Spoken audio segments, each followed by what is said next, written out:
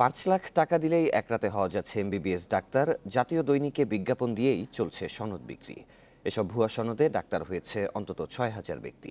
তাদের অনেকের আবার আছে বিএমডিসির নিবন্ধনও। টিআইবির অনুসন্ধানী সাংবাদিকতা ফেলোশিপের অধীনে হাসান মিসবার প্রতিবেদন। নানা পরীক্ষা, প্রতিযোগিতা আর কাঠখড় পুড়িয়ে চিকিৎসক হতে হয় একজন শিক্ষার্থীকে। তবে জাতীয় দৈনিকের এই বিজ্ঞাপন তা বলে না। অনায়াসেই এমবিবিএস চিকিৎসক বানিয়ে দিচ্ছে তারা। পাওয়া যাবে রেজিস্ট্রেশনও। টেলিফোন করে জানা গেল ২৫ লাখ টাকায় বিদেশের আর ৫ লাখ টাকা দিলে মিলবে দেশীয় প্রতিষ্ঠানের সনদ। আচ্ছা, আমার একটা এমবিবিএস এর সার্টিফিকেট লাগবে। MBBS may help you from India, এটা লাগবে ২৫ লক্ষ টাকার উপরে। আর এমবিবিএস এস বা সিএম বা আইএম, এটা বাংলাদেশ থেকে করা যাবে। এটা প্রিমিয়ার ইউনিভার্সিটি অফ টেকনোলজি থেকে। রাজধানীর খিলক্ষেত এলাকায় গিয়ে দেখা যায় একটি বাণিজ্যিক ভবনের ৭ম তলায় প্রিমিয়ার ইউনিভার্সিটি অব টেকনোলজির অফিস। কিছু চেয়ার টেবিল আর ৩ কর্মচারী ছাড়া কেউ নেই। শান্তিনগরের ছোট্ট এই দোকান ঘরে খোলা হয়েছে শাখা। মোয়াজ্জেম হোসেন নামে এক ব্যক্তির সঙ্গে সনদ কেনার বিষয়ে কথা হয়। টাকা দিবেন, সার্টিফিকেটটা নিয়ে যাবেন, এরপর আপনার পর্যায়ক্রমে টাকা দিবেন,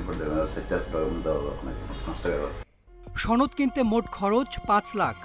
১ লাখ দিলেই পরের দিনেই মিলবে এমবিবিএস পাশের সার্টিফিকেট, আর ৬০,০০০ টাকায় পাওয়া যাবে বিএমডিসির নিবন্ধন।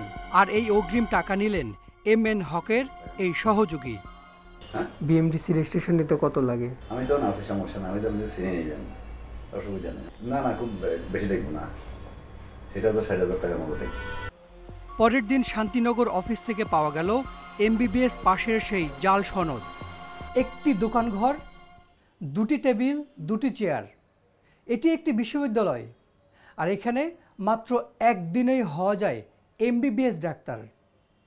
এবার আমরা দেখতে চাই এই সনদ দিয়ে চিকিৎসক হিসেবে প্র্যাকটিস করা যায় কিনা।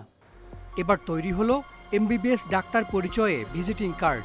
তাতে দেয়া হলো আরও কিছু ডিগ্রির নাম। মহাখালীর একটি ফার্মেসিতে ভিজিটিং কার্ড দিয়ে মেডিসিন বিশেষজ্ঞ হিসেবে রোগী দেখার প্রস্তাবে পাওয়া গেল কর্তৃপক্ষের সাড়া। হ্যাঁ, যে কোনো রোগী দেখা যাবে।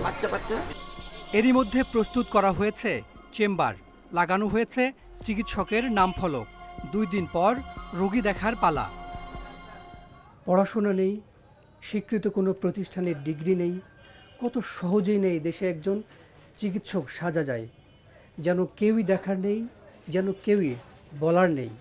নোয়াখালীর Shibprasad Sharma premier university of technology থেকে সনদ কিনে হয়েছেন এমবিবিএস ডাক্তার। এখন এমবিবিএস থেকে ডিএমএফ হয়ে গেছেন তিনি। পড়াশোনা করতে চাই, কিন্তু আমাদের বাংলাদেশের প্রেক্ষাপটে ওরকম প্রবলেম, পড়াশোনা করা যায় না। বিভিন্ন জায়গায় কিন্তু দেখি যেগুলো প্রতারণা, এই জন্য এগুলো বাদ দিয়ে দিচ্ছি। তিনি ডাক্তার আহমেদ কামাল তুষার, ডাক্তারি করেন AK তুষার নামে। এমবিবিএস ছাড়াও ডিগ্রি আছে 5টি। দিচ্ছেন 8 রোগের চিকিৎসা, করছেন যে কোনো ধরনের অস্ত্রোপচার। আছে বিএমডিসির নিবন্ধন নম্বরও। এমন চিকিৎসক ভুয়া হয় কিভাবে? এবার হৃদরোগের সমস্যা নিয়ে হাজির তার চেম্বারে, করালেন ECG। বিএমডিসির ওয়েবসাইটে গিয়েও পাওয়া গেল তার নাম। টাকা দিয়ে বিএমডিসির নম্বর কিনেছেন? যদি বিএমডিসির নাম্বার নিতাম তাহলে তো হেরাই ওখান থেকে যাচাই বাছাই করছেন, যাচাইয়ের তো কাগজ আছে আমার কাছে, বিএমডিসির তো ভুল আছে না। তুষারের সনদ বলছে কলকাতা বিশ্ববিদ্যালয়ের অধীনে নীলরতন সরকার মেডিকেল কলেজ থেকে এমবিবিএস পাশ করেছেন তিনি। সেশন 1997-98।